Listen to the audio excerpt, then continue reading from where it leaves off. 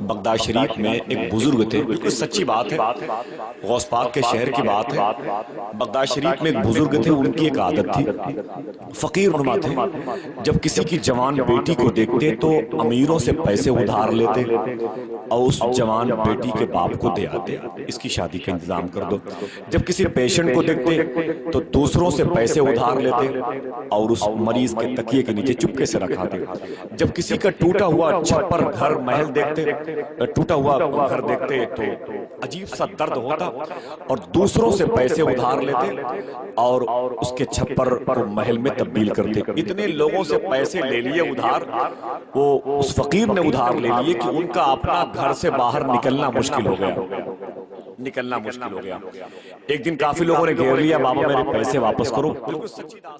آپ سن رہے ہیں توحید نیٹ ورک کی اسلامک آواز۔ Tawheed network international Islamic YouTube channel.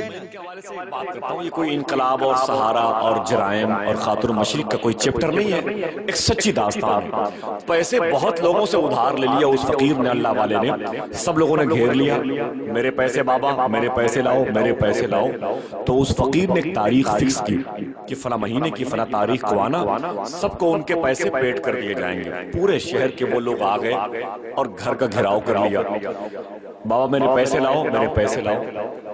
تو اس فقیر نے کہا کہ سب سے کہ سب لوگ قطار میں بیٹھ جاؤ، ایک لمبی لائن کہا لگا لو، سب لوگ قطار میں بیٹھ جاؤ۔ سب لوگ بیٹھ گئے، لائن سے ترتیب سے بیٹھ گئے۔ اچانک ایک چنا بیچنے والا آیا، تو بابا نے کہا کہ بھائی کتنے روپے پلیٹ؟ تو اس نے کہا 5 روپے کی ایک پلیٹ ہے، یہ سمجھانے کے لیے، ورنہ بغداد شریف میں دینار چلتے ہیں، ٹھیک، 5 روپے کی ایک پلیٹ ہے۔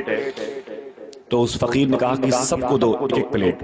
چنا باجنے جو بیچتا تھا بڑا خوش ہوا کہ دن بھر گلا خشک ہو جاتا ہے، پسینے سے شرابور رہتا ہوں، آدھے چنے نہیں بکتے، آج تو 15-20 منٹ میں چنے بک جائیں گے اور پیسے پورے مل جائیں گے۔ جب اس نے چنا تقسیم کیا اور آیا، کہا بابا اتنے پیسے ہوئے، تو اس فقیر نے کہا اسی قطار میں تم بھی بیٹھ جاؤ۔ سمجھ گئے میری بات؟ اسی لائن میں تم بھی لگ جاؤ۔ وہ بیٹھ گیا تو اس نے پڑوسی سے پوچھا یار یہ ماجرا کیا ہے، اتنی لمبی لائن لگی ہوئی ہے؟ تو اس نے کہا پہلے ہی پوچھ لیا ہوتا تو یہ نوبت نہیں آتی، پہلے ہی پوچھ لیا ہوتا تو یہ نوبت نہیں آتی۔ اس نے کہا پھر بھی ماجرا کیا ہے؟ تو اس نے کہا یہ فقیر نے سب سے پیسے ادھار لیے، سمجھ رہے ہیں، اور تمہاری بھی قسمت خراب تھی، تم بھی لگے لائن میں۔ اس نے کہا چلو مجھے خوشی ہے کہ اگر یہ تقسیم کریں گے تو ادھر سے شروع کریں گے، میں پہلی لائن پہ بیٹھا ہوا ہوں۔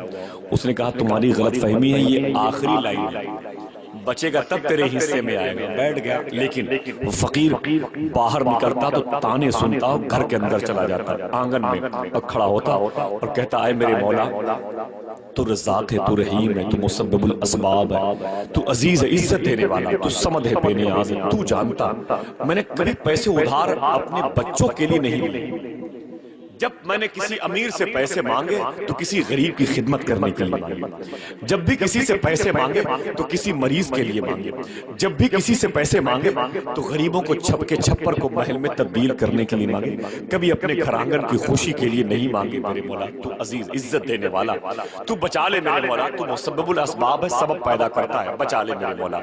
یہ کہتا باہر نکلتا، پھر اندر جاتا، پھر باہر نکلتا، اندر باہر لگایا تھا۔ وہ اتنے میں ایک شخص کو غصہ آیا، اس نے اٹھایا پتھر دے مارا، سر پھٹ گیا، خون نکلنے لگا، فقیر بیٹھ گیا۔ اس نے اسے قریب بلایا اور کہا تو نے مجھ پتھر کیوں مارا؟ تو اس نے کہا میرے پیسے لاؤ۔ سنیں آپ، یہ کہانی ختم ہوتی ہے۔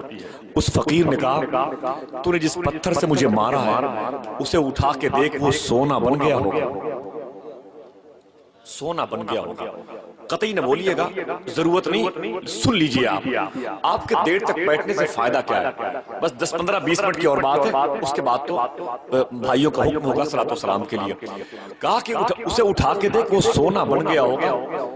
تو وہ دوڑا، اس نے اٹھایا تو معلوم ہو واقعی وہ سونا بن گیا تھا۔ اس فقیر نے کہا اسے کسی جویلرز کے حوالے کر دو اور سب لوگ بیچ کر کے اسے اپنے اپنے پیسے لے لو۔ جب سب لوگ خوشی میں جانے لگے تو اس فقیر نے آواز دی اور سب کو روک کر کے ایک جملہ کہا، کہو تو اسے بتا دو۔